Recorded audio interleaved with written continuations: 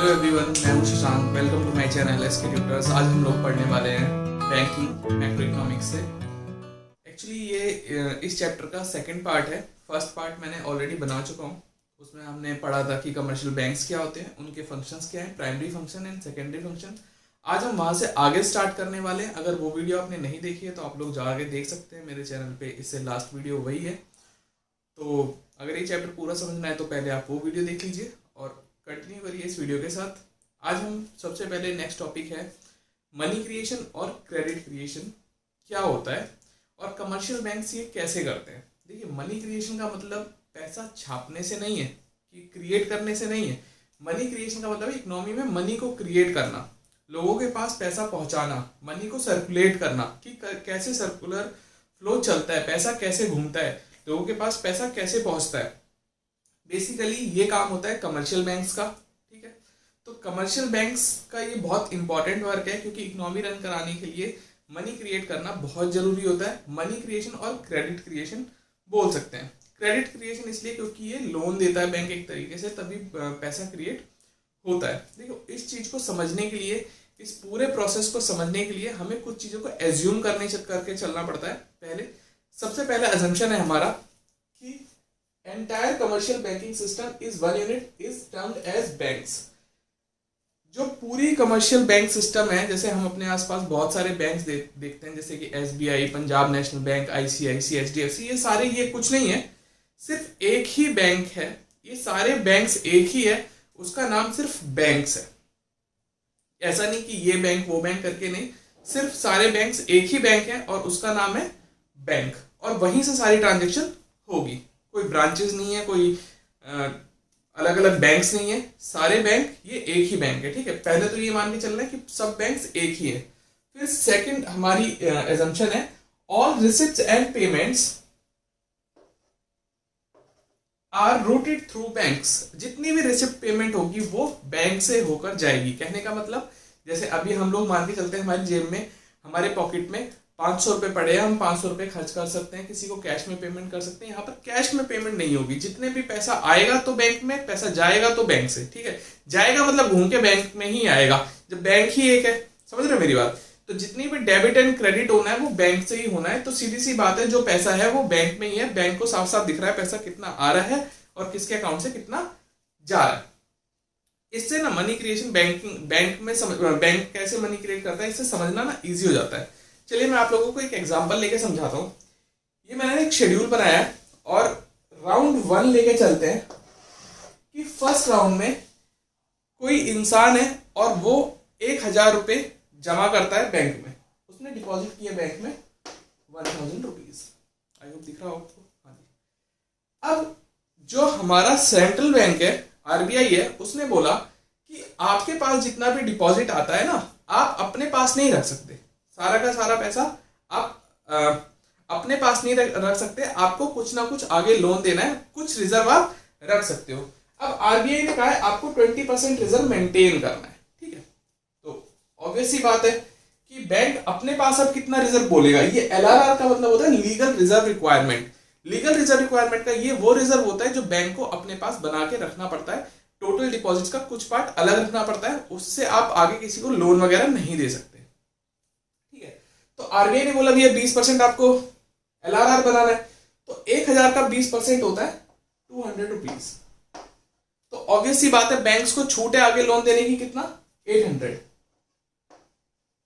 अब ये आगे 800 किसी दूसरे को, मान के चलते हैं मैंने 1000 रुपए जमा करे, अब बैंक ने 200 रुपए अलग रख लिए, अब ये 800 रुपए बैंक किसी और इंसान को, किसी एक्स बंदे को लोन दे सकता है। ठीक है, तो क्या बताया मैंने, अगर पैसा आएगा तो बैंक में और जाएगा तो बैंक से।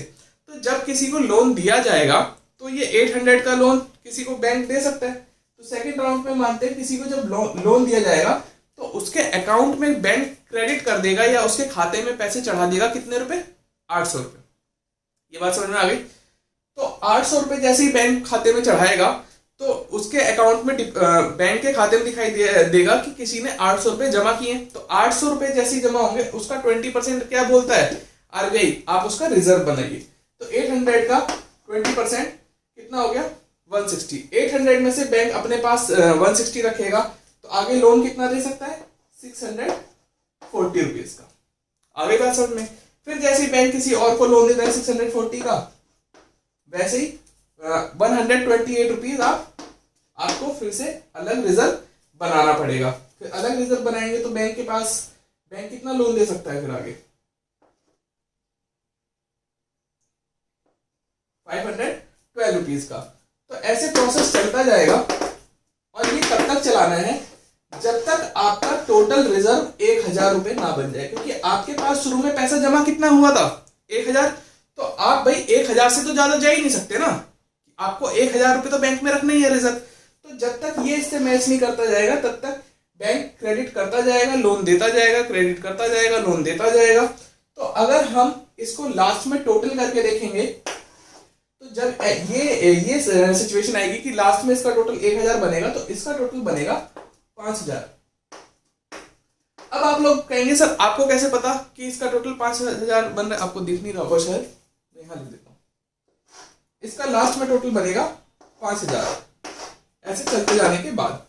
तो मैं ये बता देता हूं कि ये टोटल कैसे बना। देखिए क्रेडिट क्रिएशन का फॉर्मूला होता है 1/LRR। अभी बैंक ने बोला है आपको 20% मेंटेन करना है, ठीक है। तो 20% का मतलब 20/100, ये ऊपर आ जाएगा, मींस 100/20 की वैल्यू कितनी होगी, 5 टाइम्स। यानी इनिशियल डिपॉजिट्स आपके जितने थे, आपके इनिशियल डिपॉजिट्स कितने थे, 1000 रुपए। अब उसको आप 5 टाइम कर दीजिए, तो जो भी जितने भी राउंड्स होंगे लास्ट राउंड में आके, वो राउंड 5 में होगा या राउंड 6 में होगा, जितने भी राउंड्स होंगे वो लास्ट में आके वो टोटल डिपॉजिट बैंक में कितना शो करेगा, क्रेडिट अकाउंट में बैंक के शो करेगा कि 5000 रुपए लोगों ने जमा कर रखे थे। लेकिन असल में स्टार्टिंग में जमा हुए कितने थे, 1000। वो 1000 के कितने हो गए, 5 गुना। तो जितने टाइम्स वो पैसा क्रिएट होता है उसी को मनी क्रिएशन बोल देते हैं, क्रेडिट क्रिएशन बोल देते हैं। तो ये है मनी क्रिएशन, यही आपको एक्सप्लेन करना है, पेपर में आएगा और ये आता है, बहुत इंपॉर्टेंट है। चलते हैं नेक्स्ट टॉपिक की तरफ। यस, तो नेक्स्ट टॉपिक है हमारा सेंट्रल बैंक। देखिए सेंट्रल बैंक आपको पता ही है, ये एक एपेक्स बॉडी होती है जो सारे बैंक्स को कंट्रोल करती है और ये सारे बैंक्स का एक तरीके से हेड होती है, ठीक है। जैसे हमारे इंडिया में आरबीआई है, ठीक है, वैसे यूएसए में फेडरल बैंक ऑफ यूएसए और चाइना का अलग है। तो सब इकोनॉमीज का अलग अलग सेंट्रल बैंक होते हैं। जैसे हमारे यहाँ रिजर्व बैंक ऑफ इंडिया, पहले इसकी डेफिनेशन जानते हैं। सेंट्रल बैंक एक एपेक्स बॉडी होती है जो कंट्रोल करती है, कंट्रोल का मतलब आपको पता ही है, कंट्रोल करती है, ऑपरेट करती है मतलब चलाती है, रेगुलेट मतलब कुछ भी रूल्स रेगुलेशंस क्रिएट करने होते हैं तो यही करती है, एंड डायरेक्ट करती है। डायरेक्ट का मतलब डायरेक्शन देना, बैंक्स को डायरेक्शन देना कि काम कैसे करना है। द एंटायर बैंकिंग सिस्टम, जितनी भी बैंकिंग सिस्टम है किसी इकोनॉमी की, ये सारा काम जो करता है ये सेंट्रल बैंक करती है। अब बात आती है कि सेंट्रल बैंक का काम क्या है, फंक्शन क्या है सेंट्रल बैंक के। ये सारे फंक्शंस होते हैं सेंट्रल बैंक के। सबसे पहला फंक्शन है करेंसी अथॉरिटी का, ठीक है। करेंसी अथॉरिटी का मतलब होता है कि पैसा छापने की जो अथॉरिटी है, जो राइट है, वो आरबीआई के पास है, किसी दूसरे बैंक के पास नहीं है। इसके फायदे भी हैं। फायदे क्या है, अगर एक ही अथॉरिटी पैसा छाप रही है तो लोगों का एक तो भरोसा रहता है कि हाँ भाई ये आरबीआई ने ही नोट्स इशू करे हैं, अब कोई दूसरा बैंक इशू करेगा तो उस पर लोगों को ट्रस्ट नहीं रहेगा। सिर्फ एक बॉडी रहने का ये फायदा है कि लोगों में ट्रस्ट डेवलप हो जाता है। दूसरा फायदा कि एक मतलब प्रॉब्लम्स नहीं होती और ज़्यादा मतलब स्टेबिलिटी रहती है इकोनॉमी में। अगर एक ही बॉडी छाप रही है, करेंसी बना रही है, तो उसको पता होता है कि मुझे कितने नए नोट्स इशू करने हैं, कितने नए नोट्स नहीं बनाने हैं। और एक फ़ायदा ये भी होता है कि अपना रेट डिसाइड करने में, हर करेंसी के अपने रेट्स होते हैं, जैसे डॉलर का अलग रेट है, पाउंड का अलग रेट है, ऐसे ही अपनी करेंसी की रेट डिसाइड करने में वो ईजी हो जाता है।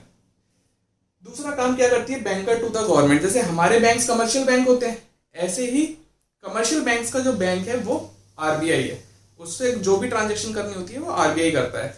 और जो भी छोटे मोटे काम होते हैं जैसे क्लियरिंग हाउस का हो गया, कुछ डिस्प्यूट्स हो गए बैंक्स के आपस में, वो सारी चीज क्लियर कर देता है हमारा सेंट्रल बैंक।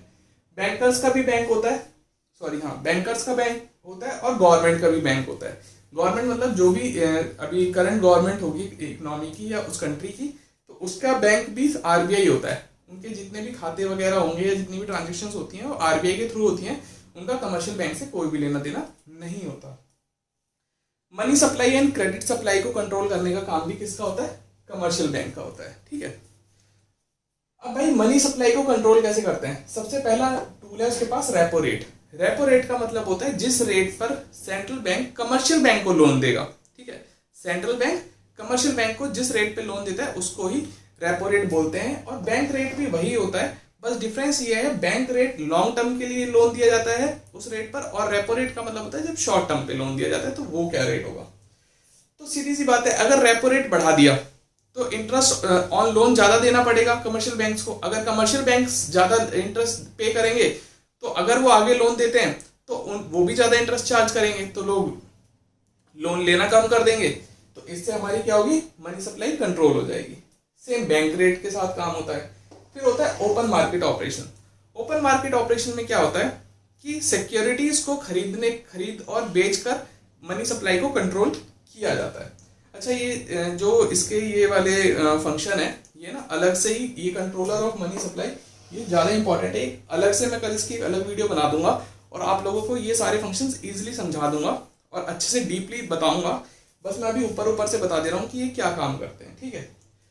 फिर होता है लीगल रिजर्व रिक्वायरमेंट। वो मैंने अभी कमर्शियल बैंक्स के थ्रू आपको बता ही दिया कि क्या होता है लीगल रिजर्व रिक्वायरमेंट, कि थोड़ा सा जो रिजर्व अलग रखते हैं टोटल डिपॉजिट का उसको लीगल रिजर्व रिक्वायरमेंट बोलते हैं, और बाकी पैसा आप आगे लोन दे सकते हो। तो इससे भी सेंट्रल बैंक कंट्रोल करता है मनी सप्लाई। वो कैसे करता है मैं नेक्स्ट वीडियो में बताऊंगा। फिर custodian of foreign exchange reserve. फिर जितने भी रिजर्व्स होते हैं, जितनी भी आपकी करेंसीज हैं, उनके जितने भी रिजर्व्स होते हैं करेंसी के, चाहे वो डॉलर पाउंड कोई भी हो, वो हमारे सेंट्रल बैंक के पास होते हैं, नॉर्मल बैंक के पास नहीं होते। तो आई होप आपको ये वीडियो अच्छी लगी होगी और जितना मैंने समझाया वो समझ में आया होगा। तो आप अगर आपने सब्सक्राइब अभी तक नहीं किया है तो सब्सक्राइब कर दीजिए, बेल आइकन दबा दीजिए, नोटिफिकेशन आपके पास आ जाएगी। हम नेक्स्ट वीडियो में आगे के टॉपिक्स डिस्कस करने वाले हैं। और ये जो स्पेशल ये वाला जो फंक्शन है controller of money supply and credit, ये मैं डीपली नेक्स्ट वीडियो में डिस्कस करने वाला हूँ आप लोगों के साथ। तो बने रहिए।